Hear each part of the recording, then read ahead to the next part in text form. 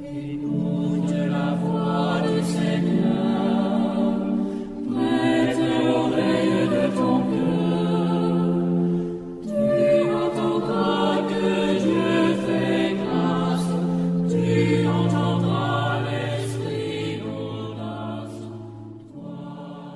Nous méditons aujourd'hui l'évangile de Jésus-Christ selon saint Jean, chapitre 7, versets 1 à 2, puis le verset 10, puis le verset 14, et du verset 25 au verset 30.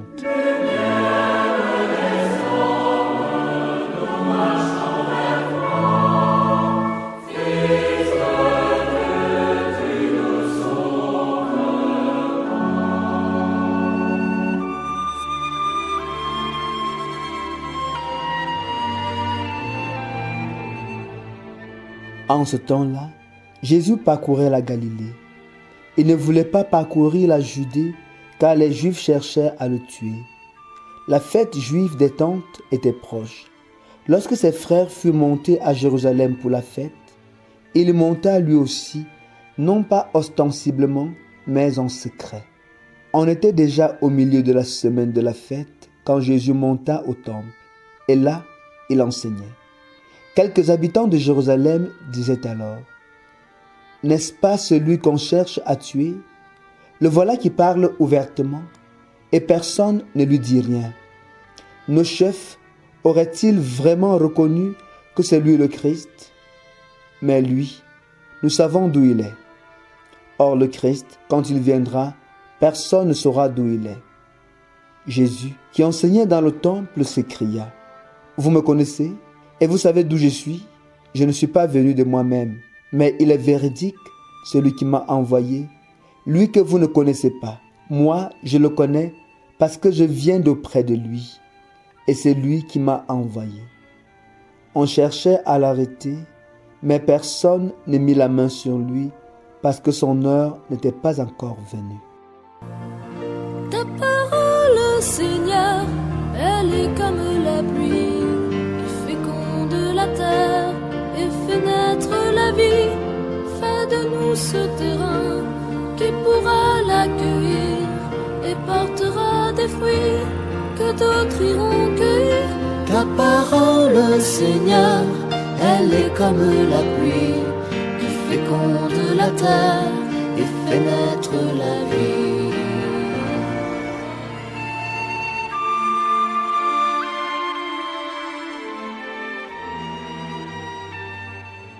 Frères et sœurs bien-aimés, en méditant l'extrait de l'évangile de ce jour, nous comprenons très bien que nous devons vraiment faire attention aux préjugés que nous portons sur les autres.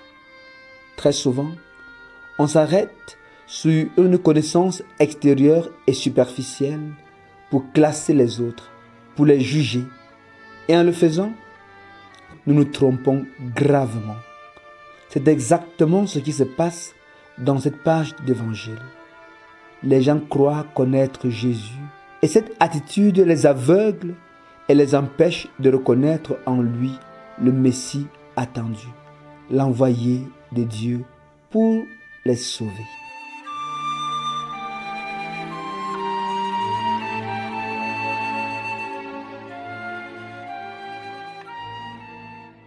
Bien-aimés, face à cette attitude hostile de ces Juifs et chefs religieux qui veulent mettre Jésus à mort, celui-ci n'abdique pas. Bien que fils de Dieu, il ne sombre pas dans la provocation, mais il ne recule pas non plus. Il sait quelle est sa mission et ce que cela peut lui coûter, mais il monte au temple et là, il enseigne, même s'il sait qu'il court le risque d'être tué. Il le fait parce qu'il sait qu'il est dans la vérité. Il le fait par amour pour nous, afin que nous sachions la vérité et que celle-ci nous rende libres. Oui, la pleine vérité donne accès à la pleine liberté.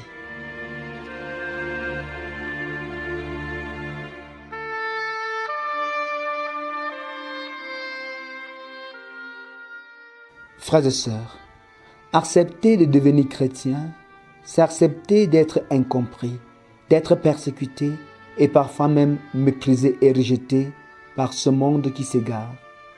Il arrive même des fois que les plus virulents de ceux qui nous combattent soient nos plus proches, nos familiers.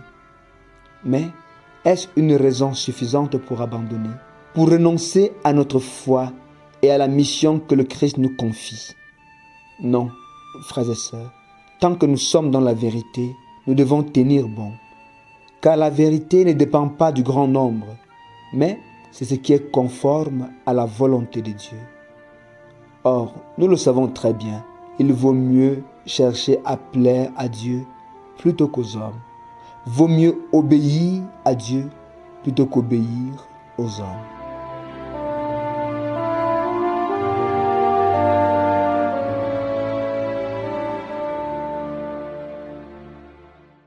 Bien-aimés frères et sœurs, la relation que nous avons à Jésus dépend de la connaissance que nous avons de lui. En effet, mieux on connaît Jésus, plus on s'approche de lui, on lui fait confiance et on reste attaché à lui malgré tous les vents contraires.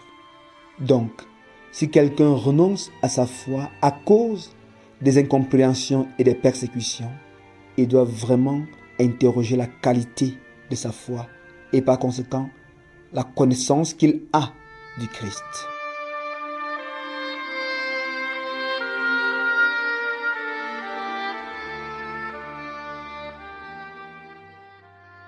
Mon frère, ma sœur, toi qui te dis chrétien, quelle est la qualité de ta relation à Jésus? Tu penses le connaître suffisamment? Que fais-tu au quotidien pour approfondir cette connaissance que tu as de lui et faire grandir ton amour pour lui, faire grandir ta confiance en lui? Bref, qui est vraiment Jésus pour toi? Quelle est la place qu'il occupe dans ton cœur et dans ta vie de chaque jour? Puisse ce questionnement nous habiter toute cette journée et nous permettre de donner à Dieu la place qui est la sienne dans nos cœurs et dans nos vies. En tout et pour tout, loué soit Jésus-Christ, à jamais.